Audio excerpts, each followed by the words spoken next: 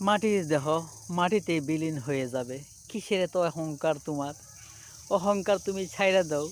কাগজের নোট দিয়ে আজকে তুমি যে অহংকার করতেছো, সেটা তোমার একদিন পতন হয়ে যাবে নিঃশ্বাস শেষ হইলে। নিঃশ্বাস শেষ হওয়ার পরে তুমি হবে জিন্দা লাশ। কেউ যাবে না তোমার কবরে। তোমার এই অহংকারের ঝুড়িগুলা তোমার মাঝেই সঙ্গে যাবে। সেটি কবরে যায়া তোমাকে কুরে কুরে খাবে। এই অহংকার পতনের মূল। হিংসা করো না, হিংসা ছেড়ে দাও। মানুষের সাথে ভালো আচরণ করো, মানুষ তোমাকে ভালোবাসুক। যেটা মরার পরেও তোমাকে স্মরণ রাখে, তাহলে তুমি কবরে যাওয়ার পরেও তুমি মানুষের কাছ থেকে সোয়াব দোয়া পাবে। সেটা তুমি করে নিয়ে যাও।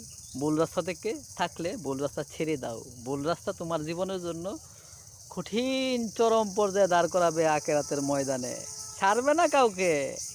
তোমাকে আমাকে প্রত্যেকেই উঠাইয়া হিসাব দাও, কি কইরা আইছো। ধন সম্পদ দিছিলাম, কি করছো? বাহাদুরি করছো? হ্যাঁ, এবার হিসাব দাও আমার কাছে। একমাত্র আল্লাহ তাআলার কাছে হিসাব দিতে হবে। তাই সব কিছু তার নিয়ন্ত্রণে আছে। হ্যাঁ।